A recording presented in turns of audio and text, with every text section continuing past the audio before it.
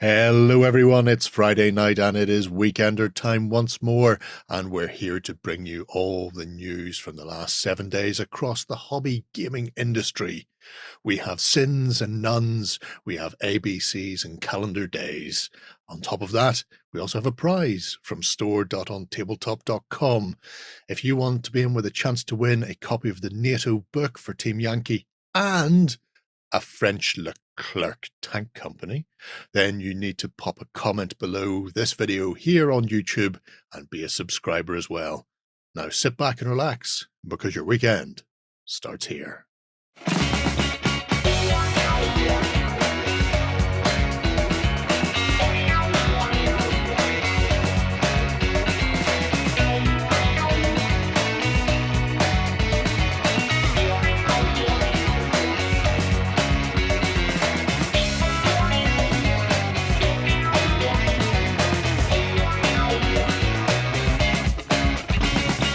Hello everybody and welcome to the Weekender. I'm back. Thank God. Thank God. Never leave again. Never leave again. Please don't leave us. It was horrible. It was awful. I could love you, Jerry. What? I can only imagine how terrible it was, mostly for the people at home who only show up for me, I assume. Yeah, that's why our views dropped, man, because Jerry wasn't there. No, we had a mini Wargaming Dave, so if you haven't seen that, it's definitely worth going back because he did have a good chat about Ravage Star. We did. It was a very in-depth chat about the future of the game and everything else in between, which is very cool. So very nice. I want those dwarfs. See how excited I look for Ravage Star. All right, I thought you were going to say how excited you are for mini Wargaming Dave, low rent version of Jerry. Either or. Right, anyway, I have returned. And we've a few bits and pieces to have a chat about. Mm-hmm. First up, even though it seems like it's so far away, because it's not Christmas yet, plans are starting to get into motion for UK Games Expo 2024. Mm. Oh Lord, oh Lorks a Lordy. I didn't even realize it was going to be a thing this early in the year. Oh yeah. And then all of a sudden it arrived. I was like, oh, priced on a bike. So late in this year, but early for next. Yeah. Well, yeah, that is that. For most people at home, you don't really need to worry too much about it yet. Just for us. You're fine. Tax can start now. Yeah. But if you are interested in the expo, they've added a new page to their website for community. Yeah. And this is handy because obviously lots of people go pick up stuff, head home. Maybe they start playing with the family and the family go, yeah, not really on board with that. Or maybe they pick up stuff and the friends go, really? A board game? But we're wargamers, Ben. Why would we care about board games? So to counter that, or maybe to encourage people to get together from an area, they've got a community page now where you can find out more about board game cafes, local game clubs, convention centers and shops all in your area, which can be added to. So if you have one of these in your area, or if you run one anywhere across the UK, then you can get in there and add these bits and pieces in. So that people can just start propagating it, and then you'll be able to find out who is in your area that you can then pick on to play games of Dead Man's Hand, like Pop. Yeah. Oh. You just have to have a profile on the UK Games Expo website, and then you can dive in and you can start adding games and clubs and everything else in between. As Jerry said, if you're somebody who runs one of these places, obviously it's great if you can get in there and do that yourself, but obviously if you've got community members who want to do it for you, they can also help as well, which I think is quite a nice little idea. It's just a nice little repository of places around the UK that you can go and find individuals to go play games with, and hopefully it'll start to grow and grow and grow as things develop. It's quite nice. It's got all the little filters in it as well. So if you are like, oh, I live wherever, you can pop your little postcode in and see if it finds a shop or something near you as well. I think it's quite nice. It's particularly going to be good as the convention thing starts to expand, I think, because there's been so many times where I've been looking around for wargaming conventions and stuff to go to, or just board game conventions in general, really, and being like, what's near to me? There's one down the road or something. And I found that through Facebook and all that kind of thing. Whereas if it's all in one place or something like you have here with the UKGE site here, then it'll be great fun. So yeah, well Look worth at the checking wasteland that is Northern Ireland. You're dropping the ball there, Ben. Why is the OTT store not up on there? Because I don't run the store. So that's on you guys sitting in the store right now. Exactly. Yeah. Whoops. So yeah, in a reverse. Yeah. So if you're looking to get your store or your convention or your club or whatever on the map, especially for clubs, because there's so many tiny little local clubs that exist in, areas of the UK and stuff. Get your stuff out there because people are always looking for games. Clubs there already. Exactly. Yeah. Dive in and have some fun. Should be really good. There's one in Milton Keynes. Oh no, Milton Keynes. Outside Milton Keynes, which is the best way to view Milton Keynes. North of Milton Keynes from a distance. See, they had the tactical view of the city. Yep. Yes. Yeah. It's the way to do it. Look, even some up in the land of the Scotty. Exactly. Yeah. Beyond the border. Yeah. Beyond the wall. Which reminded us we do something similar on our website as well. We do. But not just for the UK as a whole. So if you have one of the same or know of one and you fancy adding it to increase the recruitment for your area, then you can do the thing globally. You too can be part of, somebody over here in Japan. Yeah. Nobody in South Korea yet. Dropping the ball on that one. Surely with all the money they've got, there must be tons of gaming clubs. Yeah.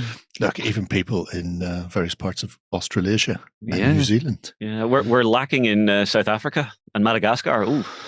Yeah, I don't care about Come on, Madagascar. Pull your finger out. I know there are definitely some up here in Scandinavia that need to be on there.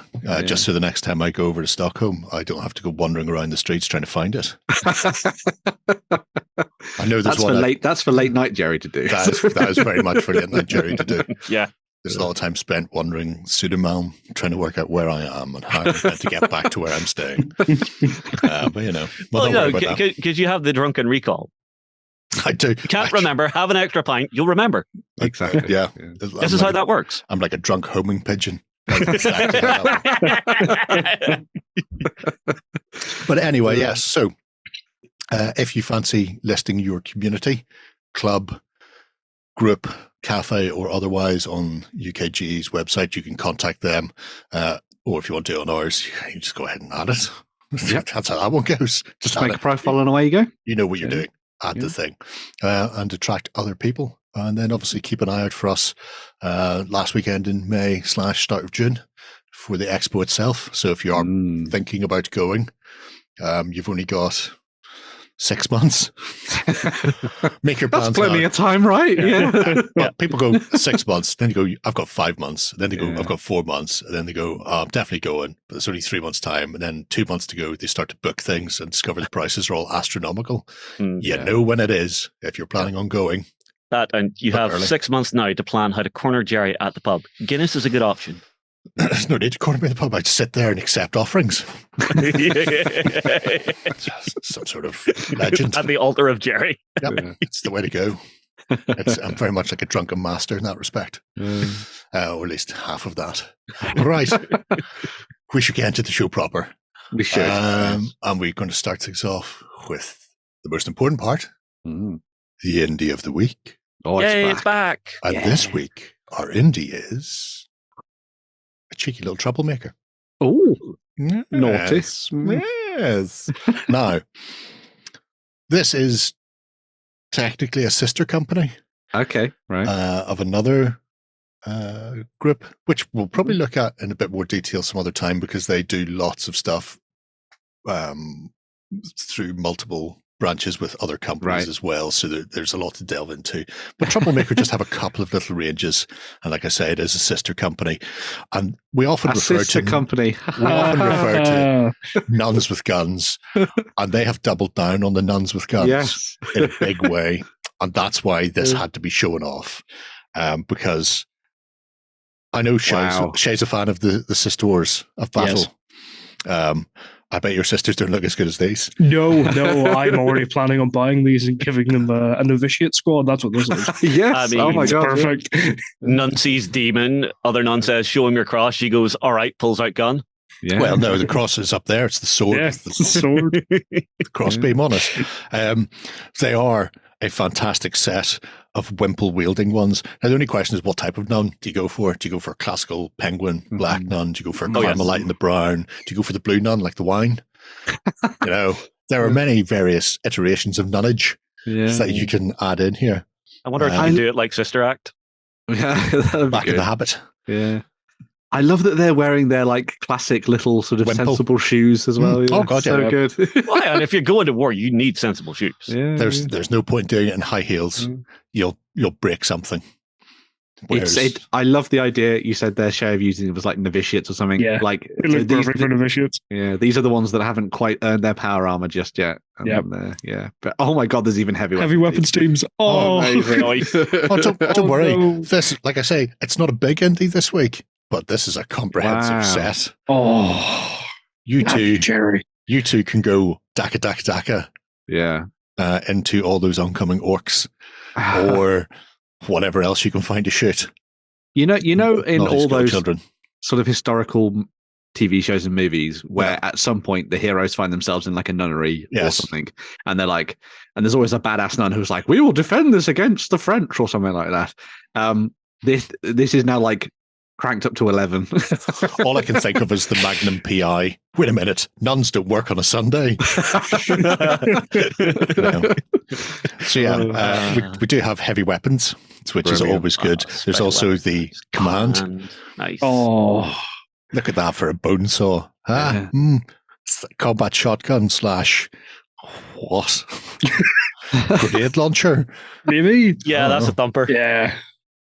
But that, And one's on the telephone. That's got to be gossiping.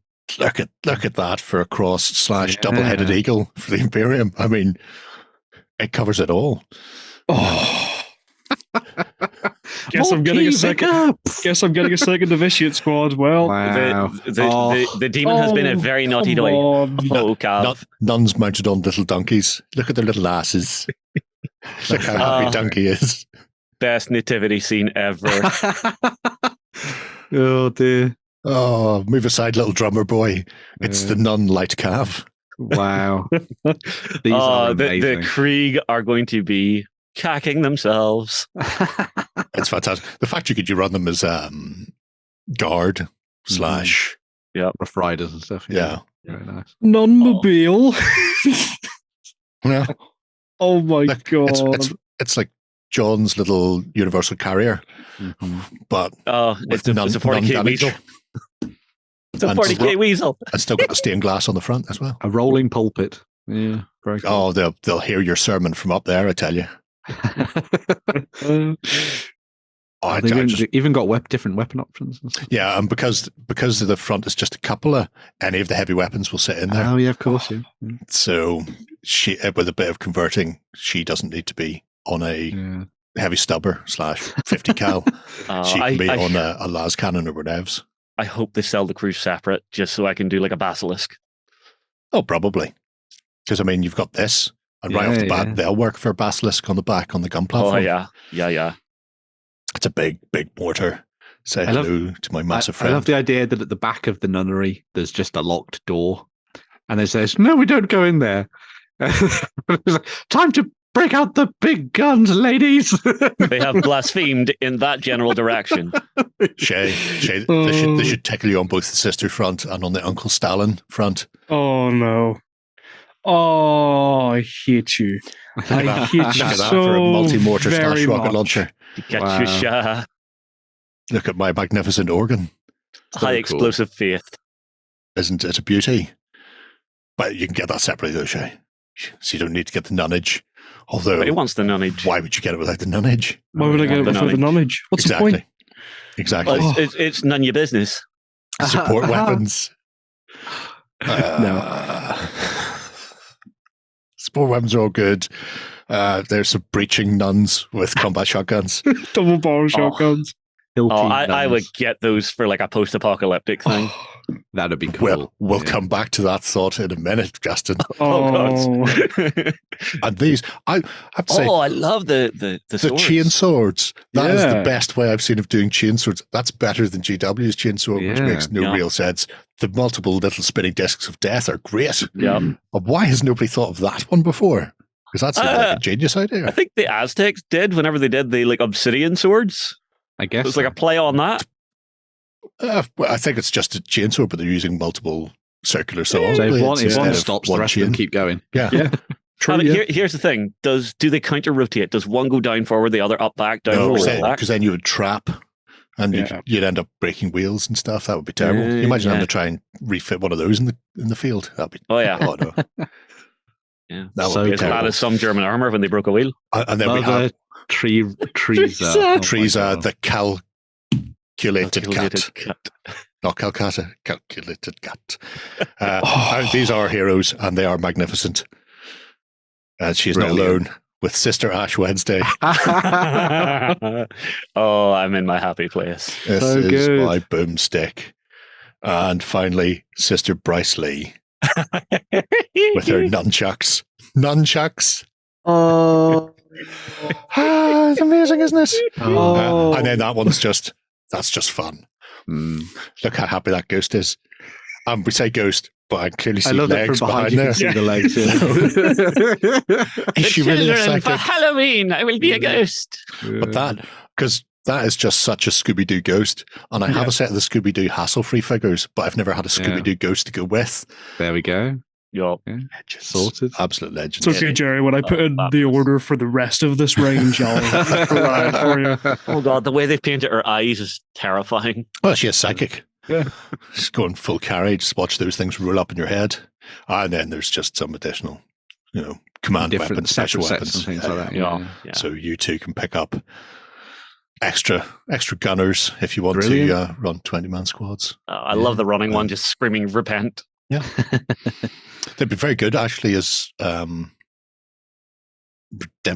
for Necromunda. They would. Yeah. Be a fun gang to do. I don't know. I'd love to see 2,000 points of this on the table. It would be super cool. They've got everything you need. Yeah.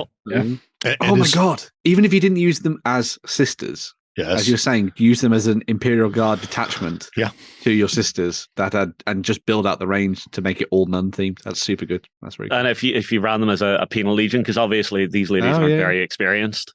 Yeah. You got the rules to work with it. Yeah. Unless you just made them absolute badasses. No. Count Bidface, yes. Now, this one might not be particularly well known for people outside of the UK, but one of the things that happens in our elections is somebody will generally become some sort of ridiculous thing. So we have the Monster Raven Looney Party and Screaming Lord Sutch and his friends have been doing stuff for ages. There was a man who stood opposite against Theresa May when she was Prime Minister, I want to say. Yes. Yeah. It was Count Buckethead or something like that. He had a massive, but not one of the old style bin. The old bus bins. But yeah, this is actually an upgraded iteration because he did do a model. And I think it's still available on the sister site. But yeah, so just the idea of that political figure, but in this case, Count Binface is doing two things. One, he's fighting the good fight in the post-apocalypse, and also £3 from each purchased Binface is going to NHS charities. That's nice. I like to point out it's only a $5. Yeah. See, a lot of companies do £5 models where they get like 10% of the thing. So that's a bizarre and really good at the same time. It's so Mad Max. Leave the gasoline. Oh, it's not Mad Max. We've got Mad Marks. Oh, okay. In the future, all oil is our oil, comrade. That's not your water. It's everyone's. It's everyone's water. Yep. Some of us are more equal than others. Some of us get more wet than others.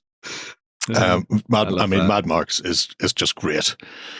I mean, how could you not like that? That's so fun. I love that. It's ridiculous. That is a comment that's happened in a pub one night where somebody's been talking about Mad Max or Karl Marx and the two have merged. And then somebody's gone, that's a genius idea. That's what that is. So it's a horrible drunken love child. No, these these, I think, are a prime example of what's happening in the world at the moment. It's the zombies. Where unfortunately your human flesh turns into a mass of wires and a black screen as they run post-apocalyptically around the place. That's what happens. 1 minute we're all staring at our phones, and the next minute you're being tortured by one. You are the phone. Yep. I'm going to start a rumor here. This is what happens when they launch 6G. It's as good a guess as any. God. Yeah. That's a really cool idea. I love Isn't that. it very different? And I love the layer of cabling. So you've got your insulated, and then you've got your wires, and then you've got just the bare copper at the end. Mm-hmm. So you can sit there and paint all the stripes for like live and stuff. Surely that has to be fiber optic. Yeah, I mean, could be that as well. Yeah. You could drill them all out and replace them with those fiber are the elite zombies. The other ones are all copper wire. Yeah, Siri and Alexa have had enough of your shit. Yeah, that's a really nice idea. I love that. Oh, the zombies are very different. Yeah. Caddis, very simple. Mm-hmm. I mean, it is the future. It is the post-apocalypse. Therefore, you must go full wild child with your... go full medieval. Yeah. Or some of these would work really nicely with the stuff that Annie does with Bad Squiddo. I think that'd be a really good match to a lot of the sort of post-apocalyptic bits and pieces. That'd be really cool. True. Yeah. Good for all sorts of things like the Doomed. Oh, yeah. And then Shah the Blank plus her kitty Fluffies, or Fluffles, rather. I'd like to point out that Fluffles is armed with medium-sized claws.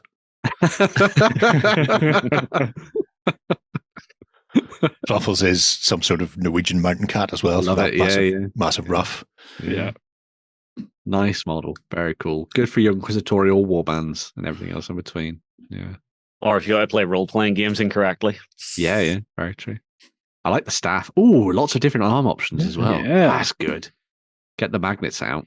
Give Fluffles a knife. Give Fluffles a knife. It's deadly enough without it. Love of God, man. It Are will you cut you. seeing?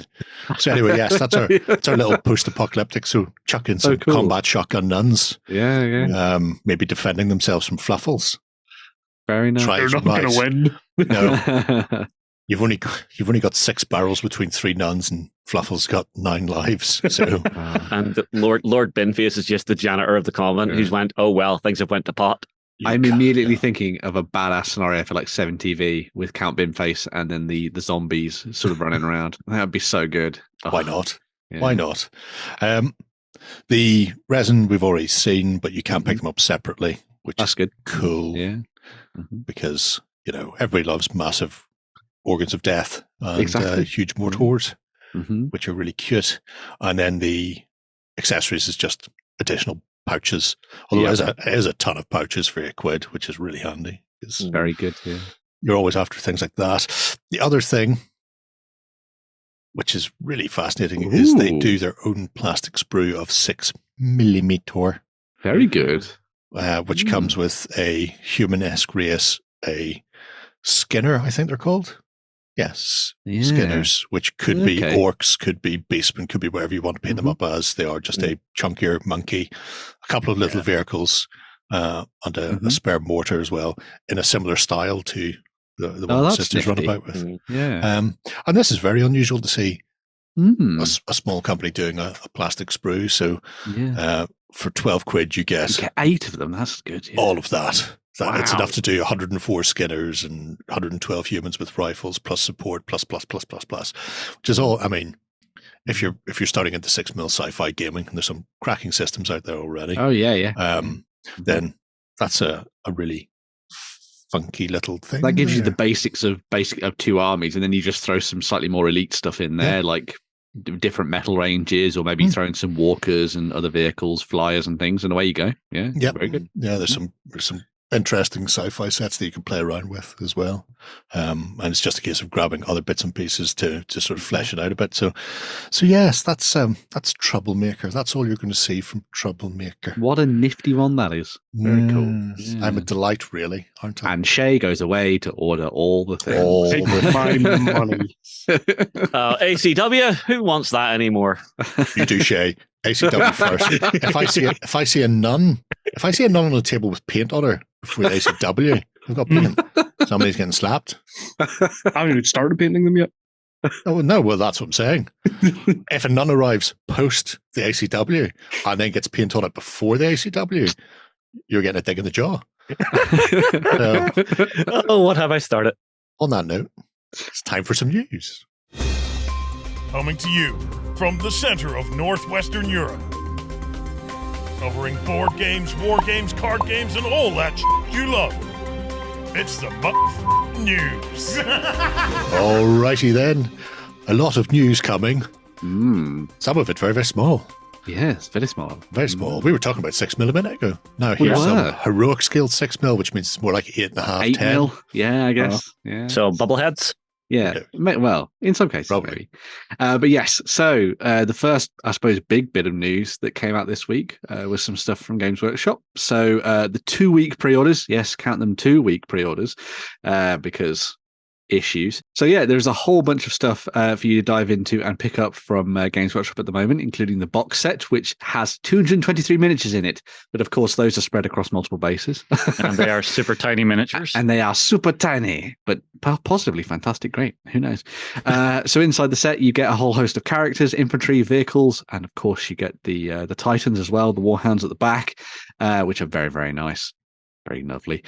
These are spread between the two sort of sets, I guess you'd say, if you're going to split this with somebody. So you've got the Legions Astartes on the one side, you've got the Space Marines, and then you've got the Solar Auxilia on the other. Although, of course, as with everything for the Horus Heresy, these kind of sets can be melded together. So you could obviously just buy this yourself and make a much bigger army with 2 Titans if you wanted. Who wouldn't want to do that? All the toys, all for me. No one else can have them. No one else can touch them. All my toys. Yeah. Or you could mix and match with a friend. You could maybe split this up between the two of you and see which way you wanted to go with this one. Sort of mix, either going for one or the other, or maybe sort of halving and halving the different forces between them. Because, of course, all of the miniatures can be painted up to be representative of either the loyalists or the traitors, because lots of poor little humans got dragged into this conflict as well. Of course they did. In addition to the box set, there's also going to be a whole host of additional ones as well. So you saw some of the additional bonus sets there for the Legions Astartes and the Solar Auxilia. So they give you even more of your infantry for your games. On top of that, you can get more sets like the Kratos Heavy Tank Squadrons and the Rhinos.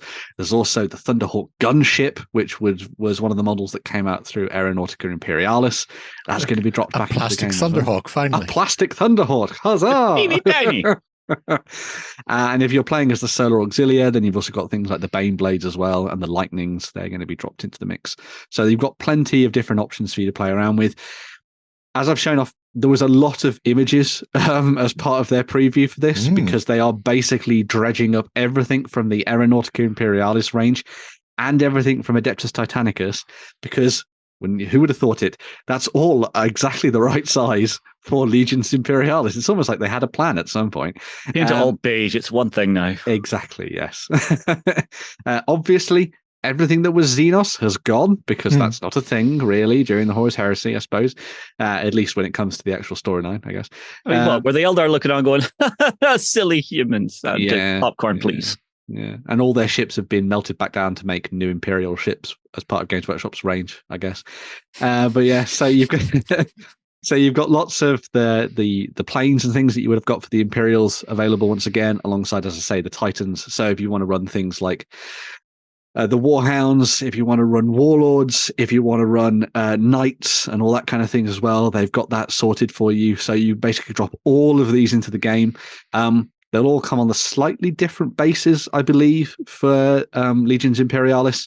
But that, I guess, makes sense if you're going to be diving into the game. If you want to try and keep everything coherent between everything, it shouldn't be that much of an issue if you've already got some of this stuff lying around, I would guess. So I wouldn't worry too much. They're also going to be bringing back bits of terrain and all that kind of stuff as well. So if you wanted to pick up some extra bits of the pieces like that, you've got that option too. I hadn't realised that they'd done this. Yeah.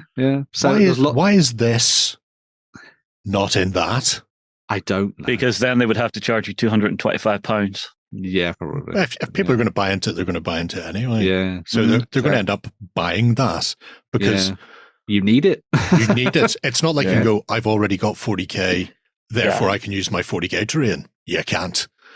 It'll be ridiculous. Yeah, so you're going to need a whole range of new 6/8 mil terrain. So why did they not put a sprue or two in that box? I'm sure there's room. Yeah. It would be on par with what they've done before. Yeah. No, I mean, boxes like this that they've done before, they have done it with terrain. So, yeah they have. I mean, it's not like it's a new idea. Yeah. Swing and a miss. Yeah, they are basically dropping everything that's been sitting in the background for Legions Imperialis over the next couple of weeks. So if you're looking to get your pre-orders in for that, make sure to do so. It'll be interesting to see how the game goes down, the rules. There's a little kind of like article over on Warhammer Community where they've talked a little bit about kind of like the basics of the rules of that. There's also a playthrough of the game on Warhammer Plus, if you're interested, I suppose. It's a shame there's not anything really on YouTube at the moment showing it off, but I'm sure there will be in the next couple of weeks. This kind of shows you off everything that is coming out because it is just ridiculous. But you're about to buy the rulebook separately. Although if you haven't got the models, I don't know why you're getting that separately, I suppose. Unless you've got stuff lying around from Epic, perhaps.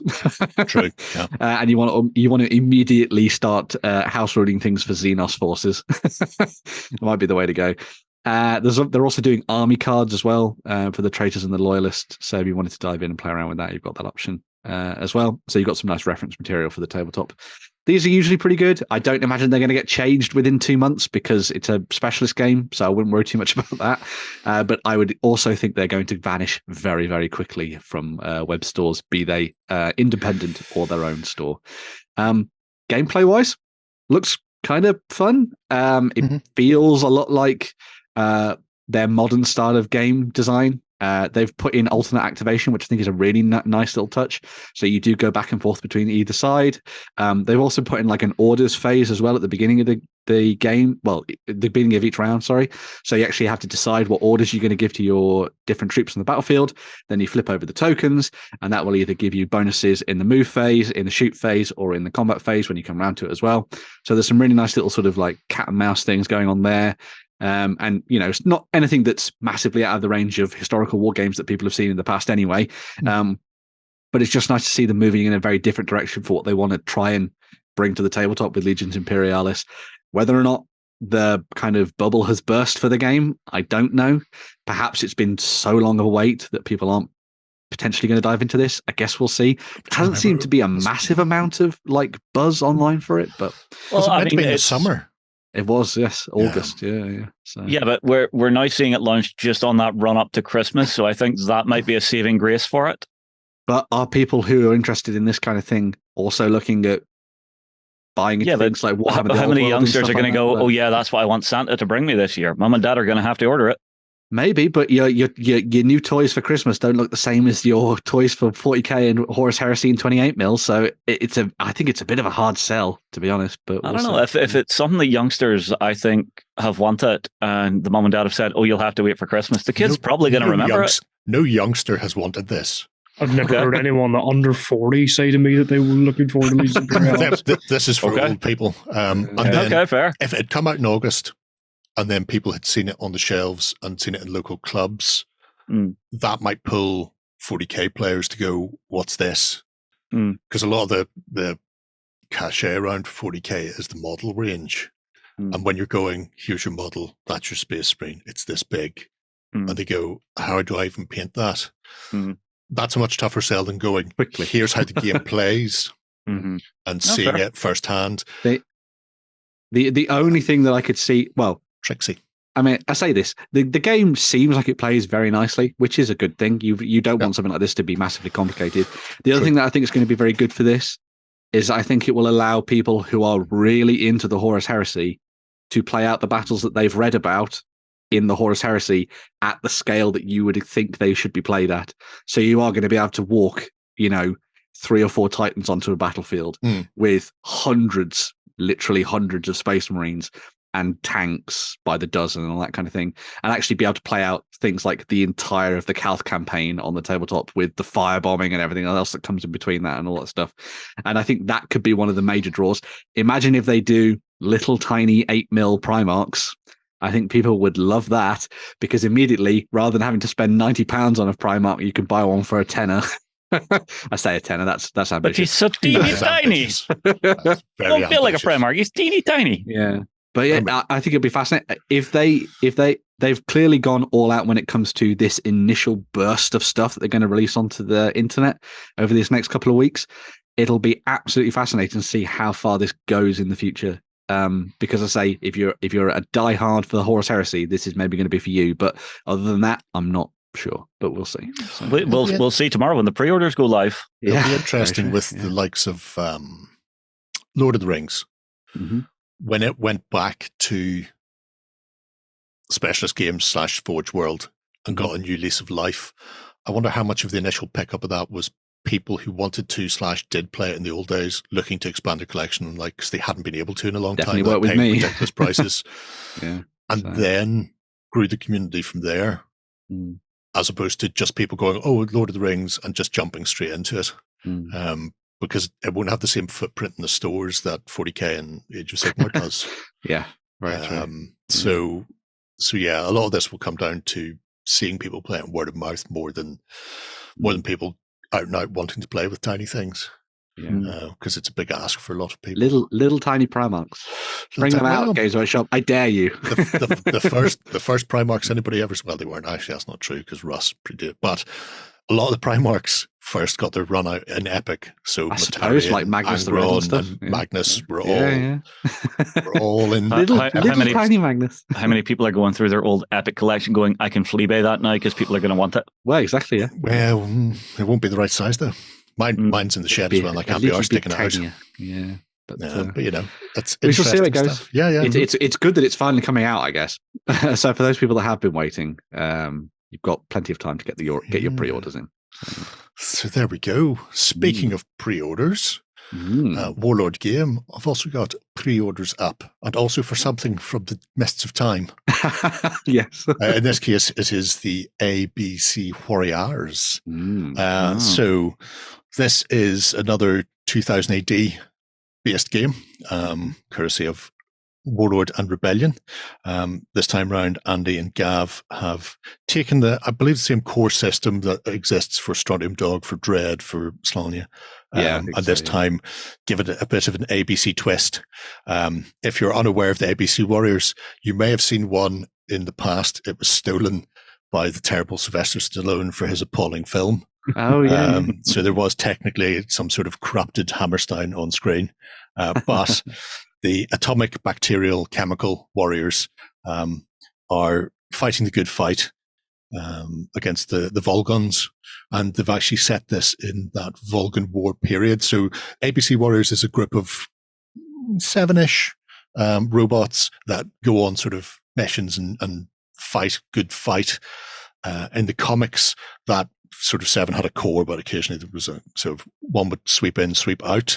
But this brings them back to something that you see an awful lot in the comics. In retrospect, you get a lot of reminiscence about the Volgan War and how they came to be. So this is based on a relatively recent set, I think the Clint Langley illustrated set by Pat Mills, where they all tell like a story about how they got to be there and meet up with. There's one particular ABC warrior called Zeppo, who's a specialist who they all interacted with at different times before they got together. Right.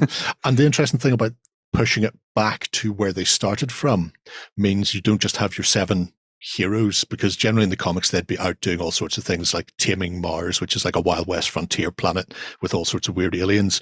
In the Volgan Wars, the terrible Russians have the last remaining oil reserves and they need to be liberated by the Americans, and so they send in the ABC Warriors to do it. Oh, I hear someone needs some freedom. And very much so. The Fourth Oil War is all about bringing freedom to it's no longer called, well, it might still be called Russia, but the Volgans, led by this charming chap here, who's both the icon and their leader.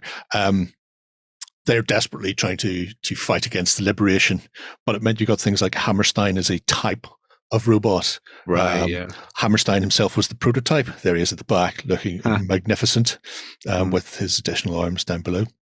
The other ones, were just sent forward to die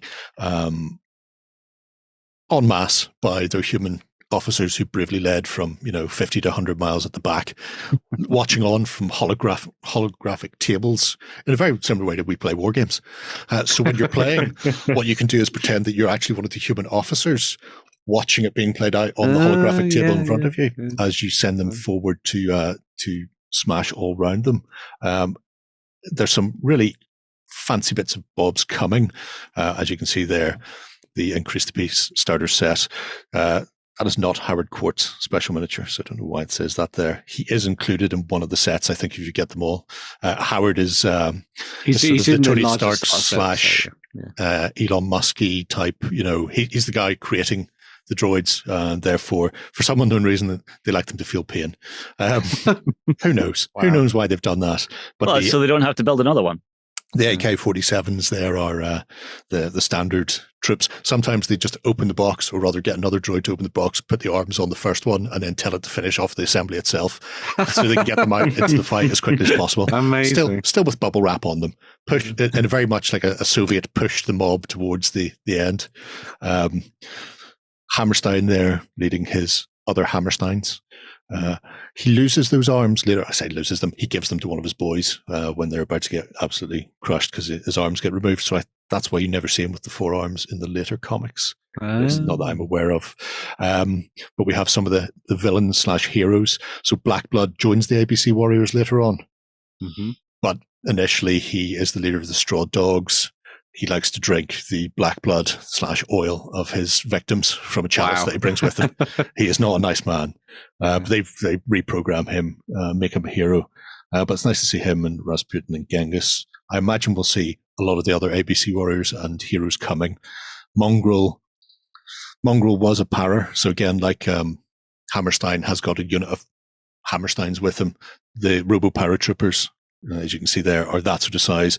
Mongrel, unfortunately, his chute and replacement chute failed to open. He landed head first on a power drop on Varnum, and he was rebuilt by Laura. He was essentially a mongrel creation. She put his head on various other components. Laura. But yes, so mongrel's a big beater of a thing. But the most interesting thing for me is because they've chose to set it in the Volgan War rather than just be like Strontium Dog or whatever, here they are in their standard place in time and they're combating whatever it happens to be. The fact it's war means there's some interesting things in the comics that might come in. So the Yaks are little sort of drone fighters, but they're also massive robots, like Titan-sized robots. Wow. There's Stalins, which go creeping around the place with like tracked feet, like roller skates, but on a Titan scale. My own favorite is the Allies. The ABC Warriors have a bot called a Reagan.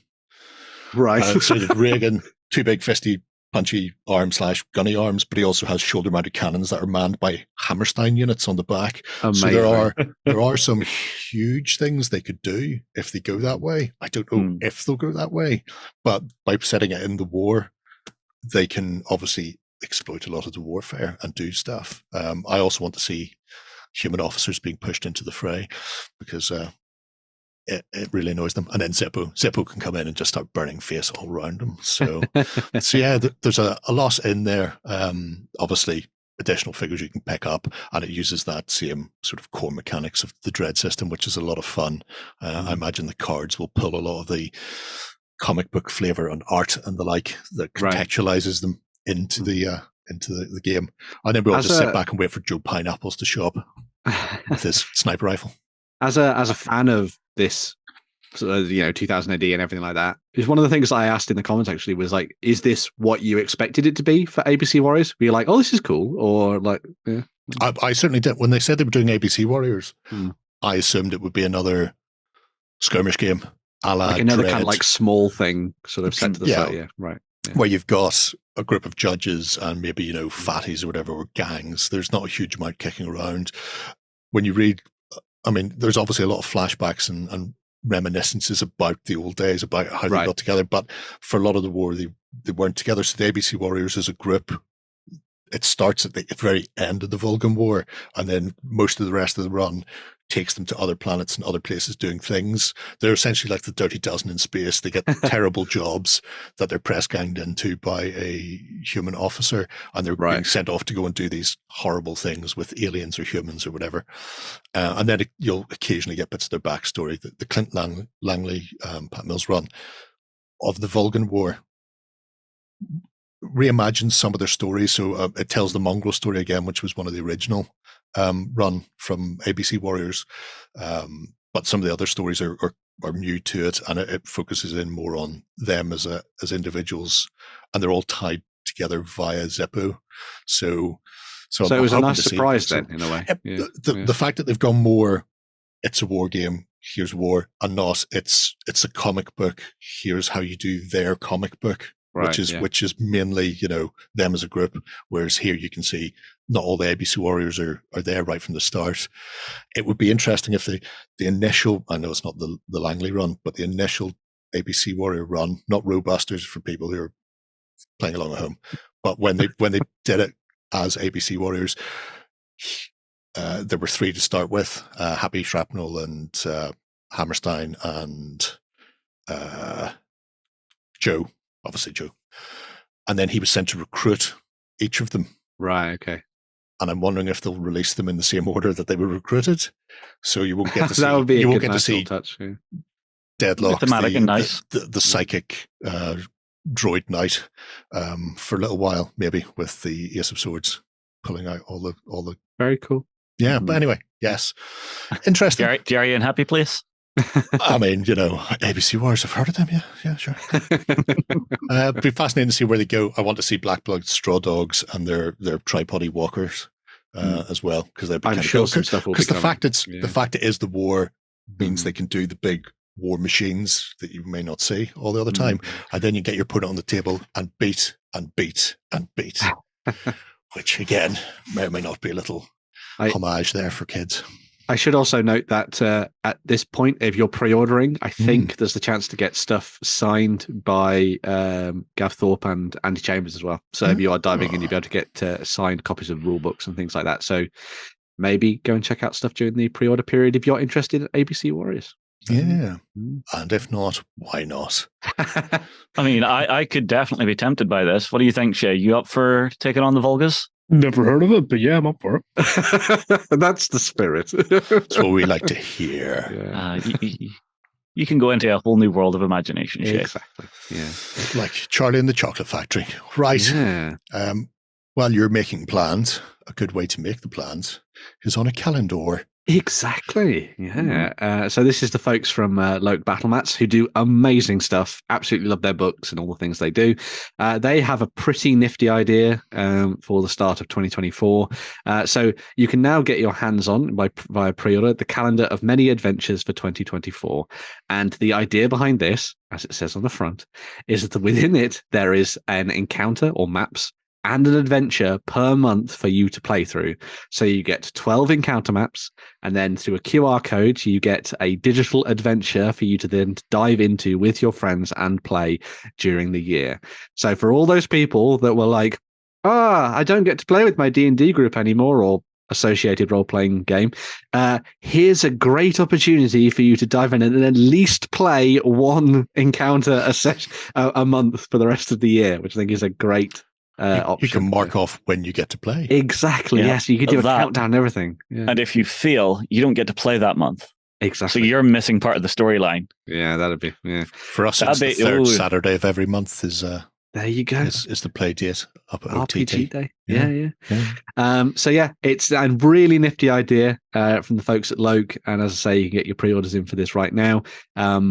All of the adventures are 5th edition themed, so if you're a player of Dungeons and Dragons and you've got the option to dive in and do that, you've all the maps laid out, everything else is done, so you just need to simply sit down and play, especially if you're a beleaguered dungeon master who is consistently asked to do planning and then finds that they've just done it all at the last minute. This might be quite helpful for that, including me. All at the last minute, you say? I don't know what you mean. I will say, if you are a dungeon master like that, Luke do 2 other things that are absolutely terrific. Oh, yes. The 1000 Adventure book, where you could literally just roll a dice and pick a page. I just randomly generate the entire adventure as the people play. And the other one is that the deck of combat twists. Very good. Yeah. Which again contains a lot of randomness, so you don't even have to plan. You just go, here you are, and you are fighting troglodytes. Oh dear. Why has it all gone badly? Blame the cards. Imagine if the DM didn't tell the folks they were doing that. We're like, oh my God, that's the best adventure ever. Can we play it again? No. I can't remember how. no need to. You only ever did things once. You can never go back. We've all passed a lot of water since then. But yeah, make sure to go and check that out. Obviously, you've got pre-orders open at the moment. Make sure you've got all that sorted before January rolls around, and you can start diving in and doing some fun stuff there. Obviously, works perfectly well with what we're doing for Dungeonalia. So even the first 2 months of next year could be a great opportunity to play out your dungeons and show us what you've done in the project system.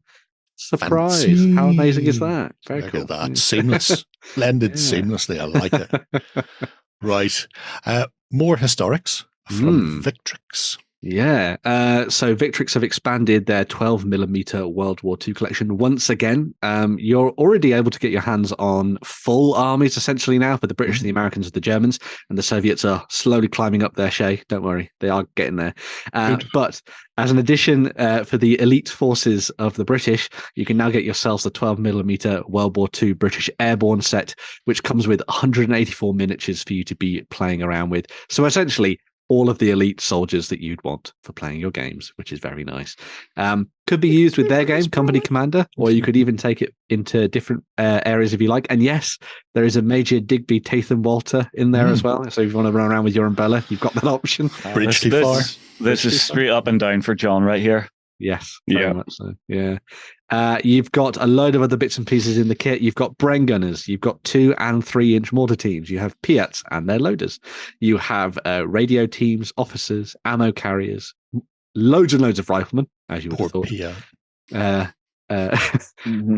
Snipers, Sten gunners, flamethrowers, spotters, and Vickers teams. So you have pretty much anything you could ever really want if you wanted to dive in and do this scale of offensive on the tabletop with the British Airborne. And as you say, a bridge too far, perfect opportunity for diving and play out that campaign on the tabletop, or maybe even go even further and dive into some of the other fights that they got into during the war. So yeah, very good. That's right. I mean, well, once you've got the British Airborne, they can be painted up as Polish as well. Yes, they can. Yeah, of course. So, which would also work for the Arnhem, but beyond that, you could have them in other places. Yeah, I always think the Piat is one of the weirdest little weapons ever made. By all accounts, it was one of the worst. It's interesting. Requiring Weird spring. Spring-loaded rocket launcher. Yeah. What? Why? Yeah. I suppose it is compact. Yes, compact and bijou, as they say. Cheap to make, probably. Yeah, I'd imagine. But yeah, a really nice little set, incredibly well detailed, as you'd imagine from the folks at Victrix. Should paint it really nicely. Going in at that sort of 12mm scale as well, should allow you to play out much larger games on the tabletop. And as we always say when we dive into this 12mm range, there are plenty of games out there that you can play with this. Don't feel like it's something off and weird that you can't use. You can definitely use it. Oh, you can play bolt action with it. You can play. You could. Literally, if it says World War II, you can play it. I'm fascinated the fact that they've gone with hard plastic then for the 12mm Airborne. I thought with it being a slightly more adjacent combat force to sort of standard army, that maybe they may have gone the CO caster, because I know they've started playing around with that for I think they've done some 28mm stuff. They did, yeah. But yeah, nice to see that they've stuck with the hard plastic, because I know a lot of people just want to get sprues and clip things off. Yeah, it bodes well for where they take things in the future with the other forces as well. So if they wanted to do slightly more unique forces for the Americans, so Marines, if you wanted to go over kind of like Pacific Way and all that kind of thing, play around with a few more of the German special forces and that kind of thing, that could be kind of fun to dive into and see what they do.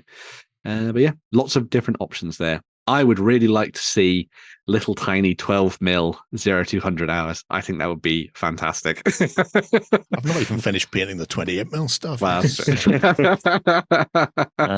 But they'd be so stealthy because they're so small. You wouldn't be able to even find them on the tabletop. I don't even know where, but to be fair, one falls off and you step on it and it goes into your foot. like Wargaming Lego. Yeah, well, it's the best way to do things. Yeah. fascinating to see where Very people nice. go. Mm-hmm. Well, right now we're going off to Venice there. We are, yes. So another really fun set from TTCombat for Carnevale, which is a lovely game, a lovely skirmish game that I think perhaps flies under a lot of people's radars, including ours, I guess. But this is a bridges. Yeah, hanging out with the Rashar. Yeah. So this is the 32mm new set for the Sins of the Flesh. So if you're playing as the Patricians, you've now got a very fun new set for you to dive into, play around with. When you've eaten everything that exists, including all the turtles, because they're delicious, and the only thing left is human.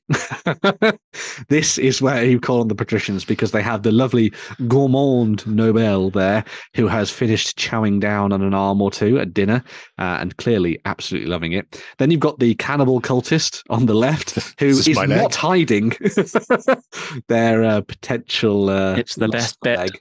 It is, yes. Chicken. Well, bit of long pig. Yeah. And then alongside that, you've also got a nice little set of characters who are potentially indulging in some other sins of the flesh. So you have the submissive noble there, who is definitely getting stepped on. And then the Cortigiani, I'm going to say, that's how you say their name, who are kind of like your ladies of leisure, shall we say, who are going to be whipping you into shape on the tabletop. I just think it's amazing seeing how much fun that TTCombat and their design team have with Carnevale. And we always seem to see something new for them. And I love these little sets that they do where essentially this gives you a nice little warband with a theme to it that you could just either play on its own as part of the Patricians, or you could blend these in amongst your Patrician forces and have maybe a few of these characters in there alongside some of the slightly more normal folk, I guess you'd say.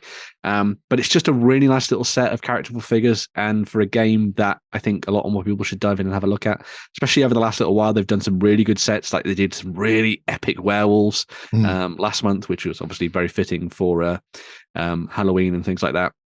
But stunning range of characters. They've really fleshed it out since they took over from Vespron back in the day. And definitely worth checking out if you're looking for a skirmish game that's a little bit different from others out there. Really? Yeah. I will say the big guy, the way they've sculpted him, his face actually, he's looking at you like he's hungry, like he wants to take a bite. Yes. Oh, those are lovely chicks. Nom, nom, nom. It would pair very well with the Pinot Grigio. Yes. So yeah, really fun little set there, and definitely worth checking out Carnevale if you haven't done so before. If you are a fan of Carnevale, let us know in the comments. It'd be really fun to hear what you think of the game and what factions you play and all that kind of stuff. It'd be really fun. So yeah. I like the look of it. But it's one of those, the game revolves around Venice so much that the setting on your table is almost as important as the miniatures themselves. And I think that's why I've never gone, I'll pick up something and try it.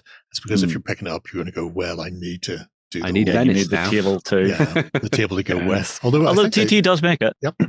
They do a whole range of they've got MDF buildings and canals and bridges and that sort of thing. So you can do a whole modular setup. I believe that the stuff that you get in the starter set is all sort of like nice paper card terrain as well. So, and we actually have at least 1 or 2 tables worth of terrain in here, Jerry. Wow. Suddenly, Jerry is going to go and buy some Carnevale forces. And then we're going to start hearing the multi-award winning Carnevale. Only if it's multi-award winning. Got me there.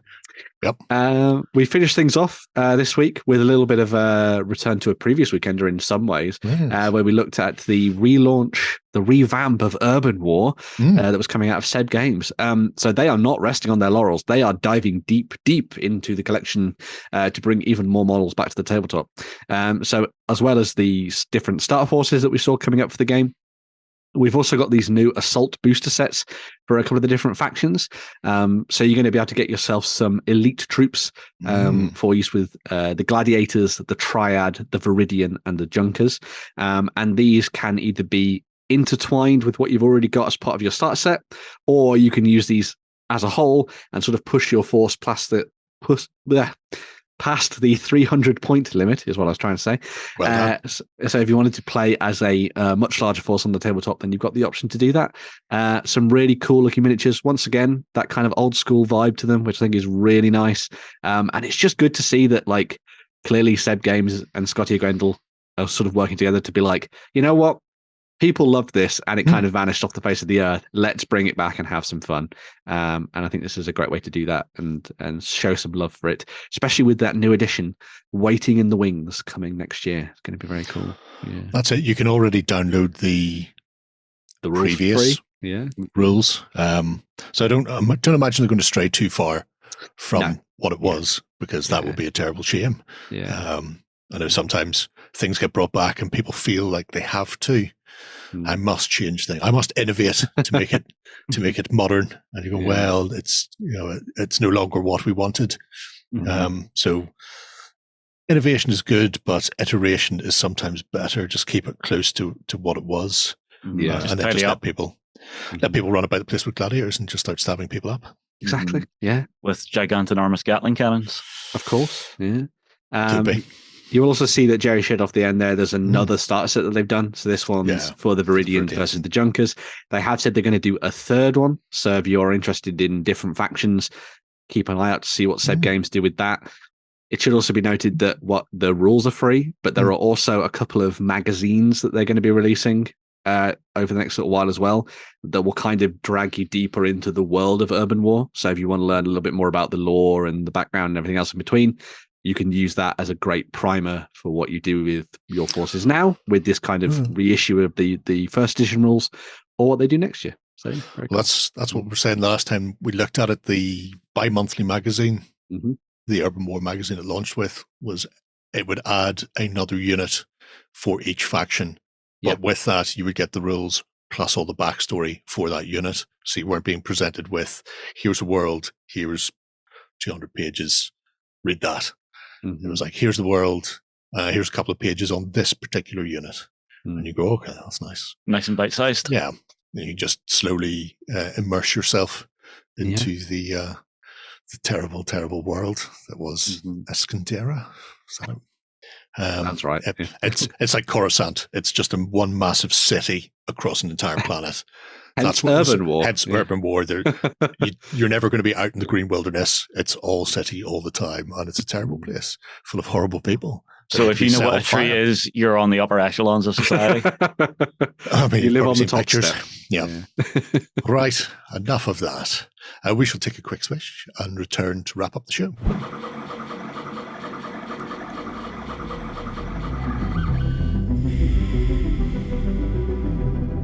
Okay, folks, we're back, and it's time to look at some 3D printing. And we're revisiting Wargames Atlantic.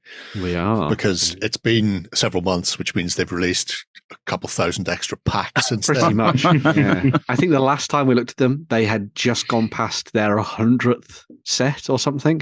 And now they have added dozens more for you to dive into and play around with. So if you're looking for anything to do with historical wargaming, fantasy, sci-fi, and pretty much anything else in between, they've probably got a set that would work for you. It's been fascinating to look at this because they've clearly been following the zeitgeist of what people have been doing in the wargaming world. And going Lots of cowboys. Wild West. I think we'll put out lots of Wild West stuff. Yes, so it's been very cool. Over the last little while, they did a great set of stuff that I thought would be particularly nice to look at. So their first couple of rows have been packed with interesting things. Yes. The Cossack Cavalry in particular looks like a great set for those people wanting to do World War I Russian stuff. Shay. Maybe. Yeah. But again, really nice set. Comes with lovely horses. My lovely horse. Great riders. And then you've got loads and loads of different head options for you to play around with as well, which I think is a really nice touch. But yeah, great stuff. Big, whopping, fantastic lances. Lovely. Cossacky goodness. Oh, look, it's got the early Mark I gas mask. With the big box on the end. Yeah. I like that. Yeah. Different. Presumably they only got the hand-me-downs. Probably, yes. All I can think of when I think of Cossacks, though, is the game Cossacks, if anyone remembers that, where you'd send them riding forth and they'd just be swinging their sabers around and just run over everything. It was great. But yeah, loads of really nice stuff. That barbarian set is superb. Way ahead of you. If you are somebody who's like, I want to have some mega barbarians on the tabletop that What have is that best in life? exactly, that have that epic Conan feel to them. You have some very nice models for you to play around with, both male and female characters for you to use as well. Hunting down snake men in their temples, perhaps, might be a good way of going. Two snakes facing each other. Telling your god to hell with you. Yeah. Punching camels as well, obviously. Gotta punch the camels. But yeah, really nice models there as well. It's fancy. Yes, doing the kind of cool, like fancy poses that Arnie did in the movie and stuff. Yeah, very nice. But you could do like young Conan through to like a King Conan thing, which I think is really cool. Throwing the cape and all that stuff as well. Yeah. Or just Jerry! I'm looking well. I've escaped the dark ages. Yeah, I mean, damn, you've been working out, bro. Well done, me. Yeah. It's the lack of pork pies in the past. That helps an awful lot. Going in a completely different direction, I really love the Runner Hunters kit. Yes. Open that one. And also the Werewolves one is lovely. But the Runner Hunters, if you're looking to do some cool kind of like Blade Runner style things, got some really nice options there for hunting down replicants. But if you wanted to go in a very different direction, use these in Stargrave as your bounty hunters that you drop into your games. Very cool. Yeah. There's a head in there that looks an awful lot like a certain there's Edward James almost there, and Decker himself. Yes, Decker himself. So yeah, you've got some very nice models in that set. I love the alien heads that they're throwing to the mix as well. Those outfits are just so iconic. Yeah, definitely some good options there for people who want to very mafioso. Run something a little bit cyberpunky, a little bit Stargravey. Very good. Nice say you Blade Runner. Do they? If they do the Runner Hunter, do they do the Murder Kick Squad? I don't think they do it. I don't think they do it yet. Yes, but I'm sure they will. Hudson, look at me. Hudson, look at me. I need black and tan parts to mix with the British Empire trip. See, you thought I was going to ask for something else. But I do need those. To be fair, Charlie did say if you suggest something, he might make it. So, they might make it. But was that specifically said to Jerry? Yes, Jerry. If you suggest something, no, I will listen. So just a broad scope of a thing. But I've built up the British. They're plastics because obviously this is all digital stuff, but they do bits and pieces that mesh with the plastic range as well. And so I've got some IRA kicking around, and I just need some black and tans to shoot at. Now this you would have thought werewolves, great for the silver bayonet. No. Drop them into Spectre operations. Play dog soldiers on the tabletop. Of course, there is best no way spoon. to go. Yeah, stop trying to hit me. Great stuff. That is a shockingly good movie. Yeah, I mean, you just need a miniature of someone trapped in a very small toilet with the aerosol can. Yes. Oh man, I need to watch that film again. Oh god, I think someone stole my DVD of that. God damn it. Yeah, you still watch stuff on DVD? Probably too late to go after them. Yeah, I wonder if it's on Netflix. Maybe it is. But yeah, really nice I think it's on Prime. Oh, there you go. I'll watch it on Prime. That'd be a good opportunity. And then, as I've been indulging myself in some Napoleonics and stuff, maybe going back towards that period of revolution might be a good way. So if you wanted to have, I think they call it the whiff of gun smoke at the end of the revolution or something, you've got some options there with Napoleon actually commanding the cannon himself, which I think is a very nice little set there. Very fitting, obviously, because the Napoleon movie is going to be coming out very soon. In fact, next week, probably. Yes. So, make sure to pick this up if you're looking to play out this potential period of his life on the tabletop, perhaps. And it also just shows that Wargames Atlantic have got some really nice opportunities with what they do for this set. So they can look at what's kind of happening and be like, oh, I've got the ability to sculpt this. Let's just go off in a different direction, bring some sculptors on board to do this, make the set. And if it does well, it does well. If it doesn't, oh, well, it's there in perpetuity for everybody else to play around with at some point or another. That's what I'm after there. Yeah. The Irish at I can't remember how you say it. Jadoville. That's it. Jado, not Jadot. That's it. Yeah. But wasn't there a good movie about that, or a BBC show or something? Yeah, there's a really good movie. I really want to watch it lately. It's on Netflix. Yeah. Oh, do so. There is one part in it which is absolute Hollywood horseshit, where the sniper is told to take out somebody, and he doesn't use his sniper rifle that he's been using for the entire film, and instead uses a Bren gun to fire like a single shot from a Bren, which is just, I mean, it's just baffling as to why they even bothered doing that. But there's your Mano. Yeah. What you call him? Mr. Shades of Grey. That guy. That's the guy, yes. That's the fun. Yeah. He's got a name, probably. But anyway, seen Jadoville. I seen somebody complaining, going, what's the point? All of the casualties came from the attacking forces. And I'm thinking, I know you've played Rourke's Drift. I've seen you play Rourke's Drift. It's exactly the same. Yeah. You know, the game is where you set the win conditions and the objectives. The what ifs. You know, the fact that in reality there weren't any casualties, and in that regards, then you know that's reality. But at the same time, casualties don't have to be casualties; they could be. It's called adding jeopardy to your tabletop games. Also, you can do things like add. There were no casualties to be a boring war game. Yeah, add in. Well, it depends. You could add in bullet management, because they didn't resupplied. Ammo, yeah. So all of a sudden, if waves upon waves are coming at you and you don't have enough to shoot back with, suck it up. There's an interesting little note for everyone, though. Black Friday, 50% off the whole store. Yep. Mm-hmm.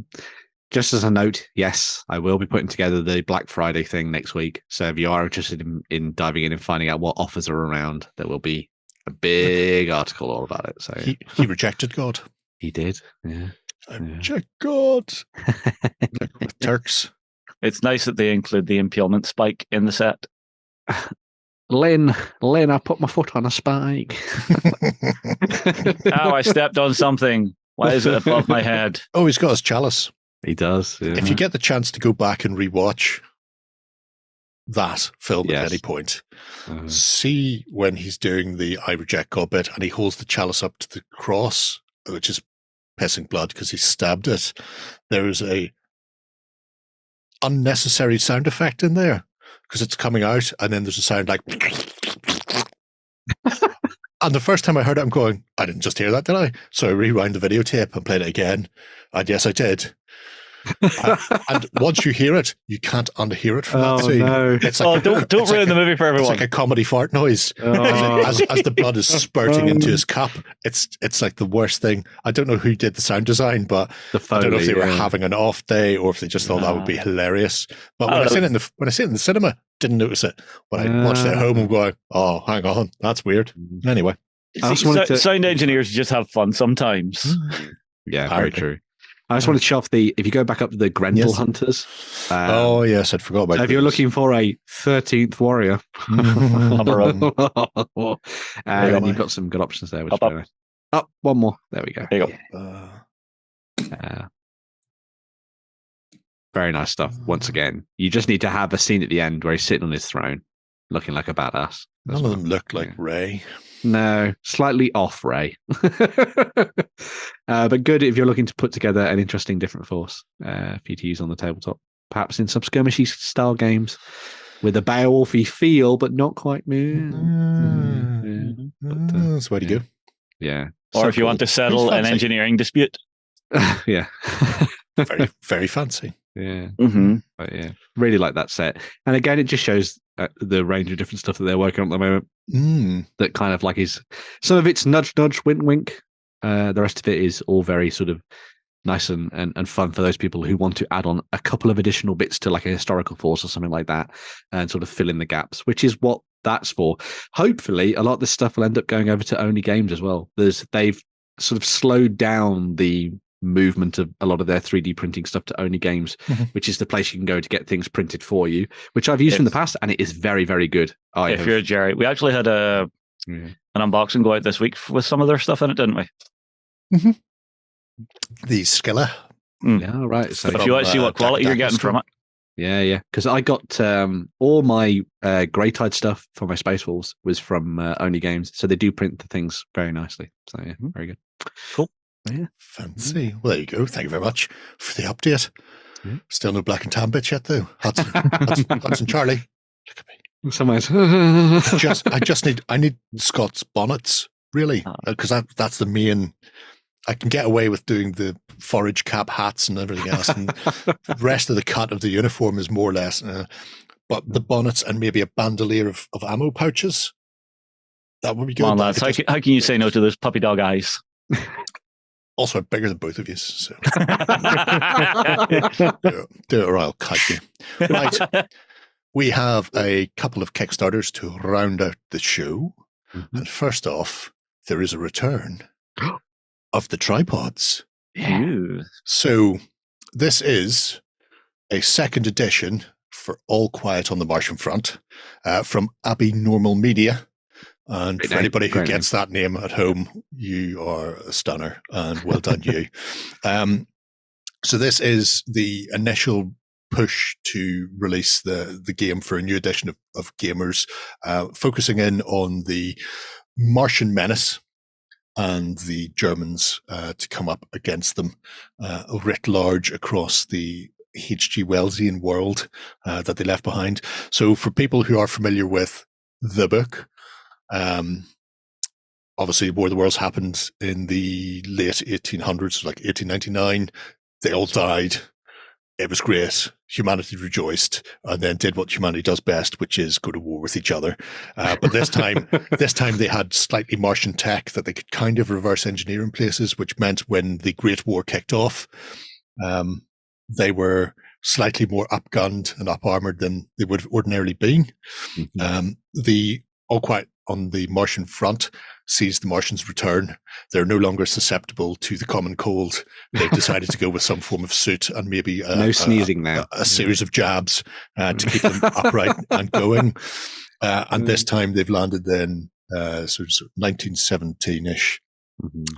War has been poking away at each other. So Abbey Normal, they've come in. Whoa! Redesigned. Oh yeah. They've redesigned the various vehicles and miniatures, mostly because they didn't have access to the original casting, so they've gone back. But it has meant that the Martian side has got like a whole new look to it. So they're less of the 1950s super shiny B-movie tripods and more of this sort of upgun, creepy crustacean thing going on. I do have to ask. Yes. The tripods. Yes. You ever remember an old movie called Small Soldiers? Yes. One of the Gorgonites. The tripods remind me exactly of one of those characters. Yeah. All I remember is Tommy Lee Jones. Chip Hazard all the way. Yeah, very much so. But it means they've been able to go in and not only do redesigns, but they've also gone back and they've tweaked rules. So anybody who's got the first edition, this will still be very recognizable. What they have done is added in some new troop types for the Martians, the likes of the Lobatrons, the sort of lobotomized drone human slaves that have been press ganged into service. It allows the Martians to play slightly differently than before. But it's a 15 mil based game, so you've got a command and control. They've gone for alternate activation, but they're still keeping some of the command and control aspects from the original. So tripods work best when they're in like a little triptych. They get more orders than they normally would. Normally they get none, so they need to have like an almost a linked hive mind kind of thing going on, which means when you're playing against them, the way to slow them down is to maybe cut off one leg of the tripod and all will fall style of thing. In this case, you do one up like a kipper and you get a chance to then deal with the others in a more leisurely fashion. They've, like I say, funded the game anyway with the core rules, all the templates, and then the Martians and the German side. But now they're sort of unlocking other bits and pieces. So they've got some more vehicles coming and some additional bits to flesh out the range a bit further. The actual Kickstarter itself is both physical and digital this time round. So they're embracing the fact that people do the ones and zeros. If you are sitting in the middle of Timbuktu and getting somebody to ship a ton of lead to you is tricky. It can mean getting into a new game is a little bit difficult. This time around, you don't need to worry about that. If you do the 3D printing, you can just generate everything you want. And as you can see, they have a very World War One spin on some of the bigger things. So, for example, the A7Vs, standard classic World War One. Some of the bigger tanks are actually, as I discovered, paper panzers. They were designed by the army to actually be rolled out in 1919, but they were never quite made it. Quite made it. So we always see the weird World War II stuff and the paper panzers that were introduced for that, but this brings it back a couple of decades, which is great. And as you can see, there's some absolute honking machines. That's so ridiculous. Yeah, but again, that was actually designed as a well. Land ship. Yeah, very much that. So there's a rake of different ways you can get into it, from just picking up the original PDF of the rules or the physical book if you've got some of the classic models from first edition. They're also going to be doing a get you by sort of list adaptation if you've got the Americans or British forces from the first, to tide you over until they get a chance to get this out and then revisit those armies in the future and give them their own spin and get them up to speed again. But it's absolutely fantastic to see somebody bringing this, pulling it, kicking and screaming like a dying tripod back onto the tabletop, because it was a really, really good game and H.G. Wells is called the father of modern wargaming. Little Wars is really where our version of wargaming comes from, much more so than Kriegspiel. So seeing both a war game and something leaning onto one of his, his most famous book, let's face it, The War of the Worlds. It's just absolutely fantastic. And as you can see, upgrades could go flamer tanks away, and things like the Raven drones and all sorts. Yeah. And I have an interview that's going to be coming out early next week where I talk to David a bit about what's gone into the adaptation and the direction they're taking. It's a bit of a passion project it. For him, as far as I'm aware. So very much so. There we go. There's the Überschlichen tanks. Those were the ones that were due in 1919. If only somebody hadn't sold them out. Hopefully there'll be an Austrian corporal somewhere will sort that for them. It kind of reminds me of the Matilda design. Oh yeah, they come from a very similar aesthetic and design style of the massive bricks with huge tracks for bridging trenches. It's all about bridging trenches. That's the main thing. But yeah, even bringing in things like some of the new Martian tripod types or drone types should hopefully vary up how the Martians play as well. So you're not just constantly relying on several big tripods, which gets a bit samey after a while. They can do all sorts of interesting things on the tabletop as they attempt to take over the world. Third time of asking. So yeah, it's either the 3D printed stuff as part of the rewards, and I think the physical stuff is ABS resin. I think it is that they've worked with. So you've got some nice options either way, especially for all those bendy tentacles. Well, yeah. But yeah, I love the Lobototon, the little drones. I think they're amazing. Sort of like shambling humans. But it looks as if they've got like a Martian helmet on their head. That's it. They're being drone controlled. So you get a human, you round up a village. You go, that's great. You put a spike up their nose, and now they can't think for themselves. You put a little drone helmet on them, and then weld a gun to their arm, and then send them off to do whatever it is you want them to do. Fair. Bring back more of their own, so you can have more. Yeah. You've also got ex-commie. You could obviously just have the musical for War of the Worlds playing in the background as you play this as well. I will say, as soon as I was writing about this, I put on the musical to be like, I should listen to that again. And as I was listening to the first piece from that, it has not left my head. All I've been thinking about is the chances of anything coming from Mars are a million to one, but they still came. That K-Wagon feels like the bastard child of all the tanks of World War One. Just lots of different bits bolted on top of each other. Actual design. Mad. Mother of God. Yeah, wait till you see the size of that thing. You're doing the edit on the interview, aren't you? Yeah, I will be. Oh, he holds it up to the camera. And Lordy, Lork's Lordy. Is it the size of a small child? Like a newborn?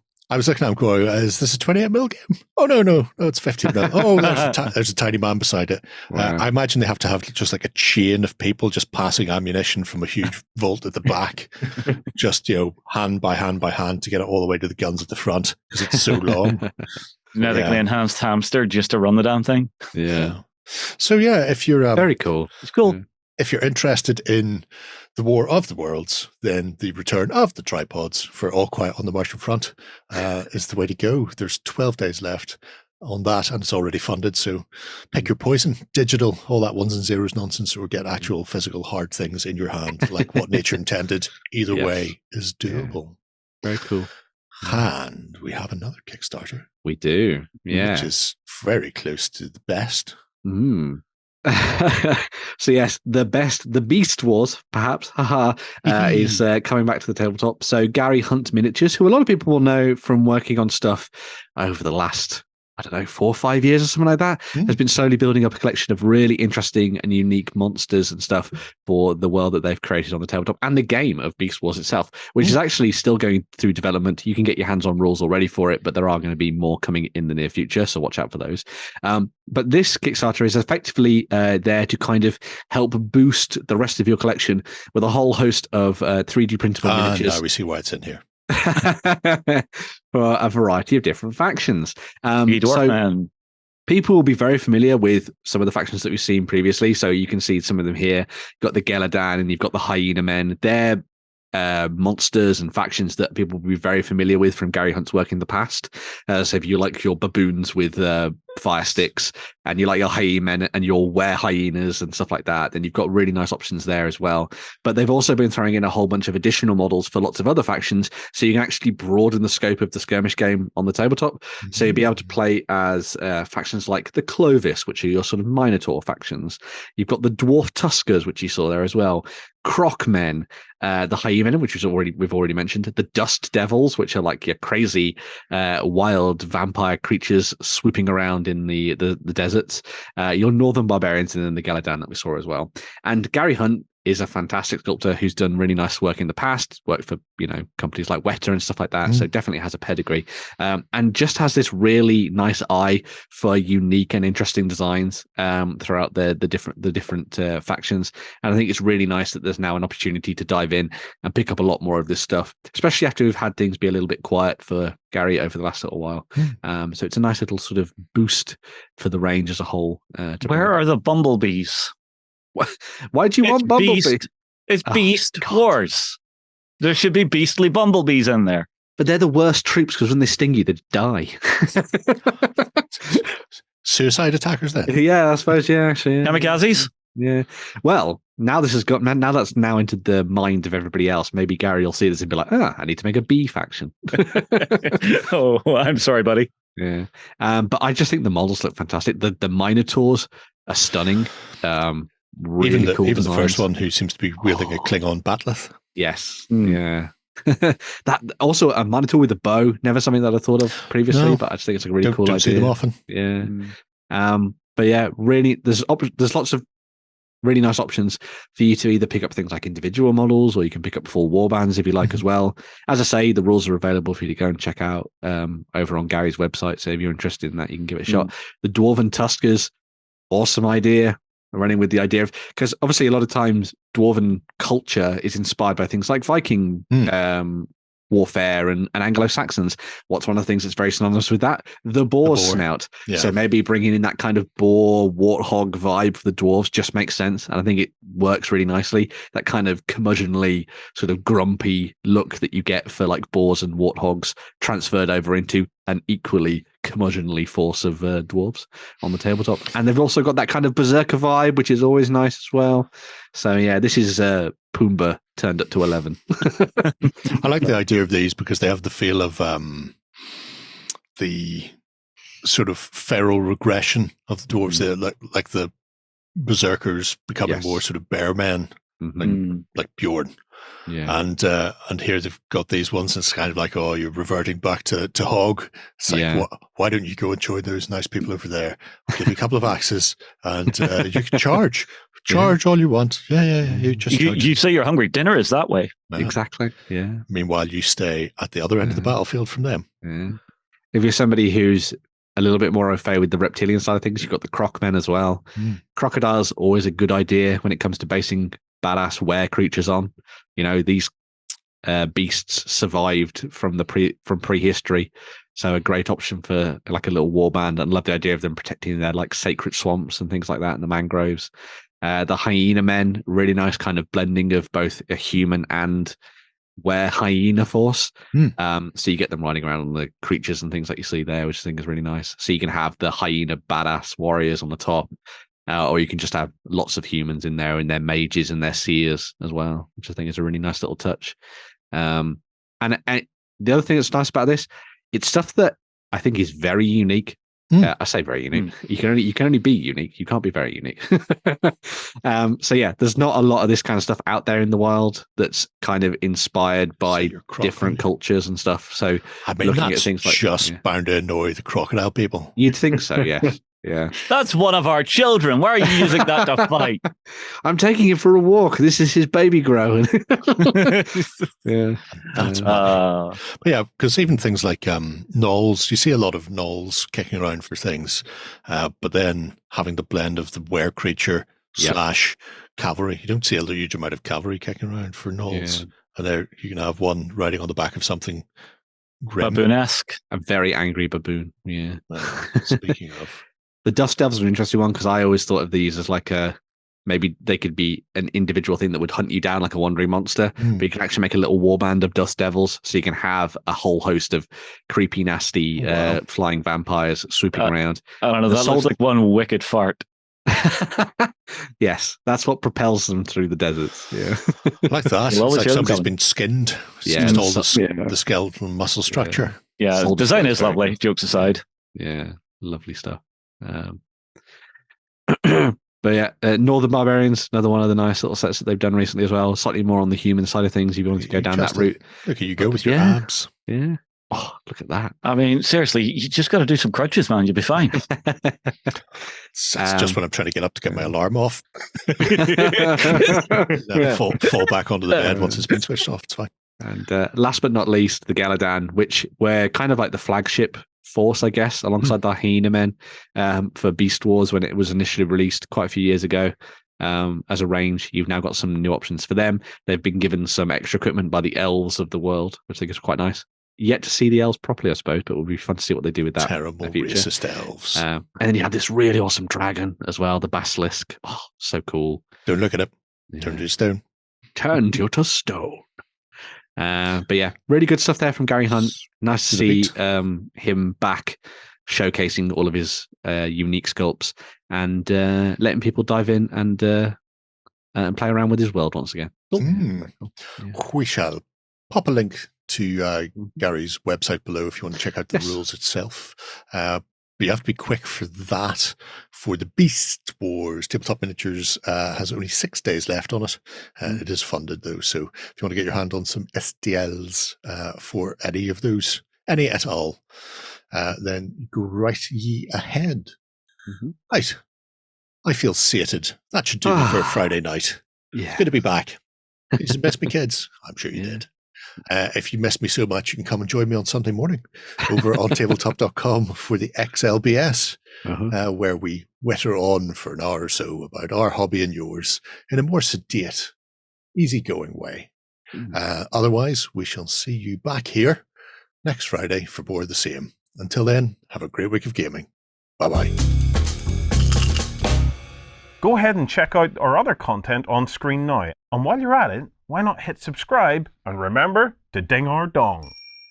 Go on, you know you want to click it. Go on.